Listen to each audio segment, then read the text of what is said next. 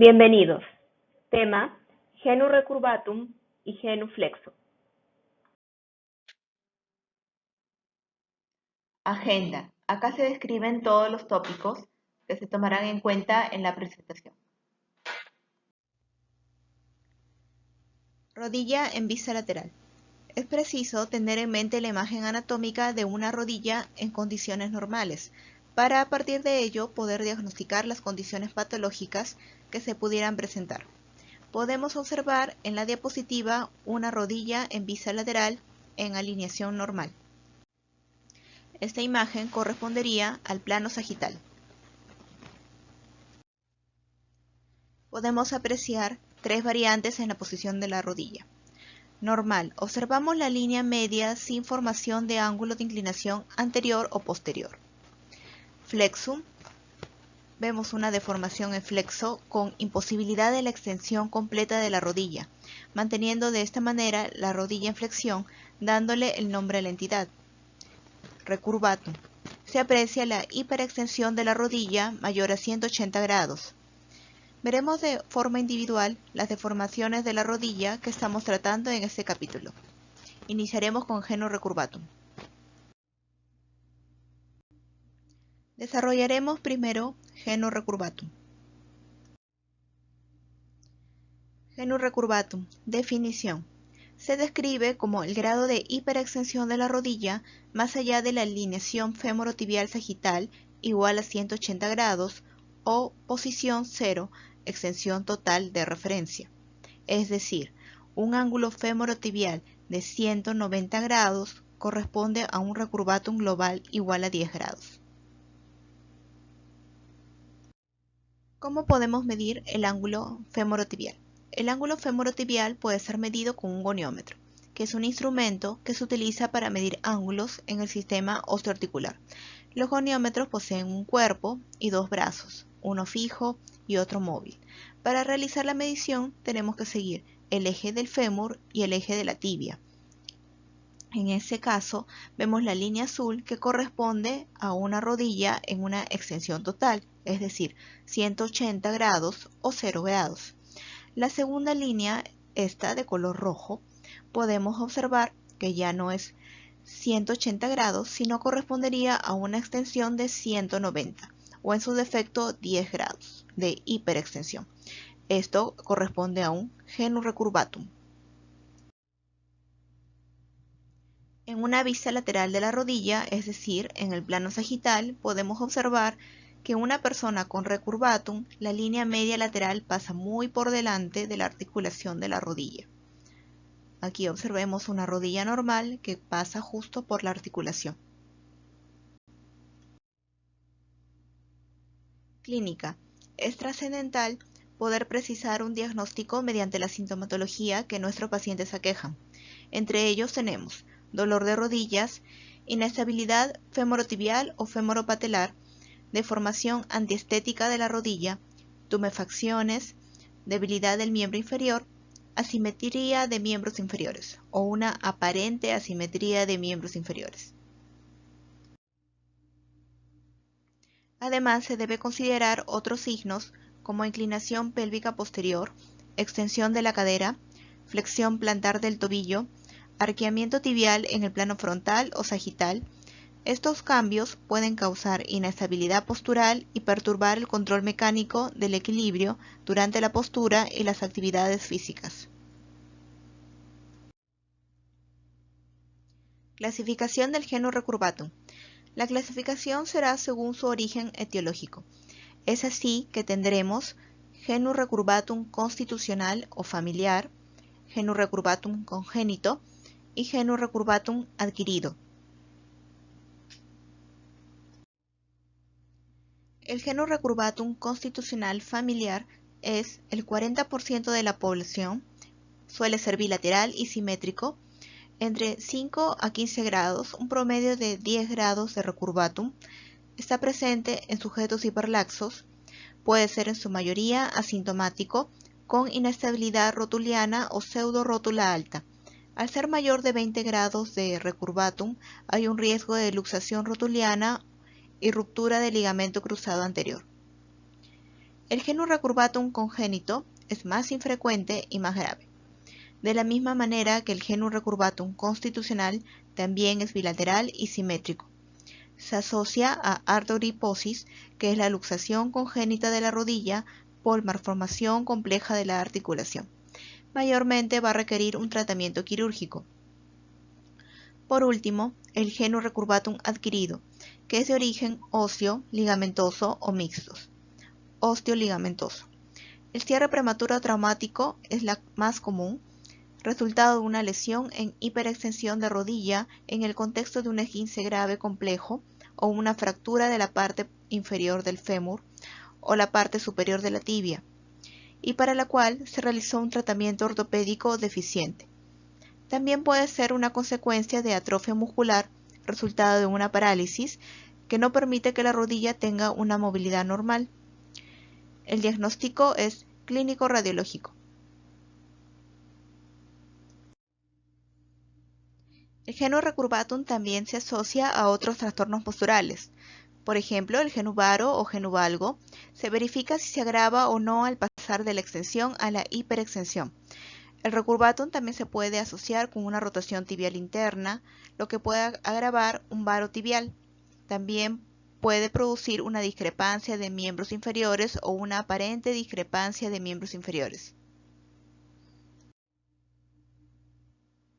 Exploración física. A continuación, en la exploración física, apreciaremos que, en todos los casos, debe valorarse la simetría como principal indicador de tratarse de un defecto constitucional o contrariamente patológico. Explorar de manera bilateral y comparativa. Por tanto, hacemos hincapié que un genus recurvatum asimétrico es a priori patológico.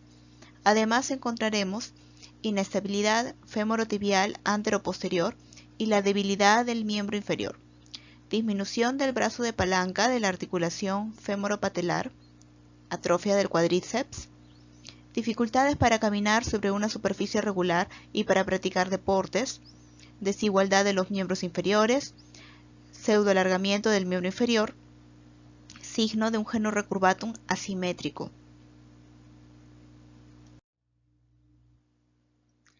La evaluación de la asimetría se puede realizar a través de las siguientes pruebas. La primera imagen, el paciente en decúbito prono, ambos fémures apoyados en el extremo de la camilla, las piernas extendidas en el aire, se observa la altura de los talones, apreciándose una diferencia entre sí.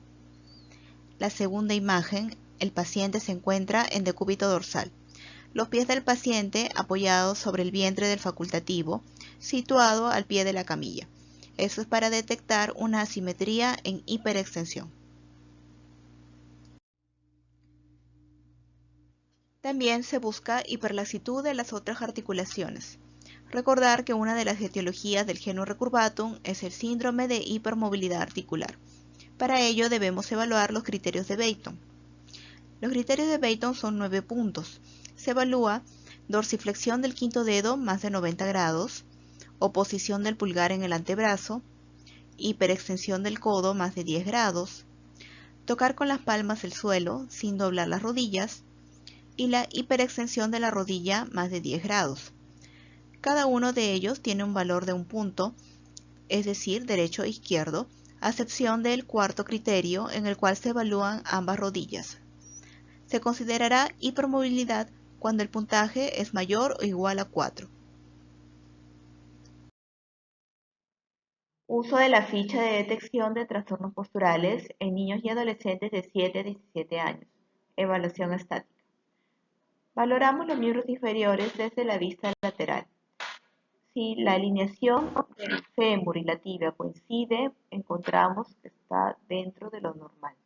Cuando las rodillas están en flexión, es genuflexo, y cuando las rodillas están en hiperextensión, es genus recurvatum. En el caso de encontrarlo, se marca acá. Manejo en el primer nivel de atención de salud. Se tratará en el primer nivel todos aquellos casos considerados leves, sobre todo los asociados a hipermovilidad articular y que además sean simétricos. Recordemos que asimetría ya es considerado patológico y debe ser evaluado por un especialista. Dentro del tratamiento preventivo, incluye la educación sanitaria y dietética, es decir, el control del peso, y actividad física, ejercicios de fortalecimiento de miembros inferiores. Una buena actividad deportiva es manejar bicicleta, ya que ayuda al fortalecimiento de los miembros inferiores. Manejo en nivel de atención con médico rehabilitador. Se tratarán todos aquellos casos considerados patológicos, es decir, casos severos, genu recurvatum asimétricos y aquellos que produzcan sintomatología, dolor y discapacidad. Dentro del tratamiento conservador, el médico rehabilitador indicará ejercicios fisioterapéuticos y en los casos más severos, el apoyo de ortéticos y férulas. Dentro de los ejercicios fisioterapéuticos, indica ejercicios de fortalecimiento de los músculos flexores de la rodilla, como el sartorio, bíceps femoral, semitendinoso y semimembranoso. En los casos que ya son muy severos, se dará una derivación oportuna para un manejo quirúrgico, es decir, una derivación a traumatología. Referencia a nivel de atención con médico rehabilitador. Deben ser derivados aquellos casos considerados patológicos, es decir, los casos severos, asimétricos, que produzcan sintomatología, sobre todo dolor, y que generen discapacidad. Tratamiento quirúrgico. En casos patológicos en los que se requiera un tratamiento quirúrgico, se tomará en cuenta la reparación con las siguientes técnicas: osteotomía femoral correctora baja, osteotomía tibial alta, técnicas ligamentosas, capsulorrafia posterior interna y externa. Ahora abordaremos el tema de genuflexo. El genuflexo se define como una deformidad en la cual la articulación no puede realizar una extensión completa y por lo tanto se encuentra de forma permanente en una posición de flexión, por lo que el paciente tiene una dificultad para mantener una postura en decúbito supino, ya que los muslos no descansan completamente sobre la cama y la presión se concentra en los talones y el sacro, por lo que supone un importante factor de inestabilidad. Es por lo tanto la deformidad inversa al genu recurvatum. Aquí tenemos una vista lateral. En esta imagen podemos observar a la rodilla en el plano sagital y vemos cómo están en flexo. En este caso apreciamos que la línea media lateral pasa muy posterior a la articulación de la rodilla. En una persona normal debería pasar justo por el eje de la articulación. Genuflexo, causas. ¿Qué causas podrían generar un genuflexo? Origen congénito, adquirido en el periodo intraútero, consecuencias de una artrosis, consecuencias de parálisis muscular y consecuencias de una inmovilización prolongada. Uso de la ficha de detección de trastornos posturales en niños y adolescentes de 7 a 17 años. Evaluación estática. Igualmente, como en el caso anterior, observamos la vista lateral. La primera opción que tenemos es normal, la segunda genuflexo y la última genurrecurvado. En el caso de hallar alguno de ellos, tenemos que marcar en el cuadro que corresponde.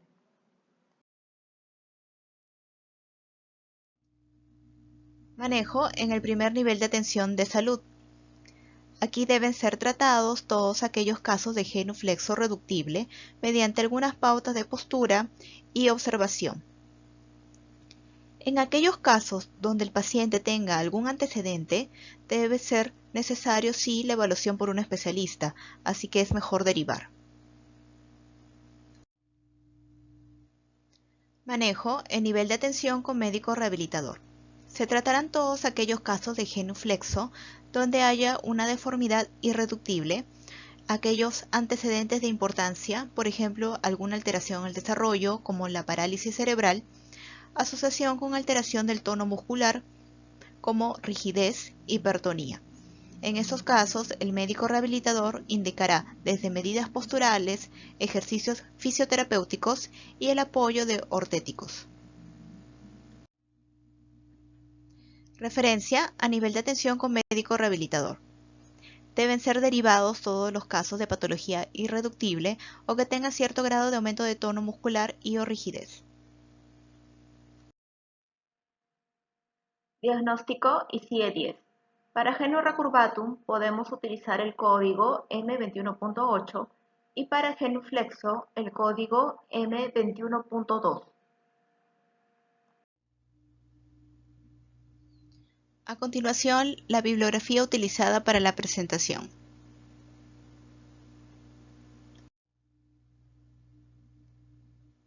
Muchas gracias por su atención.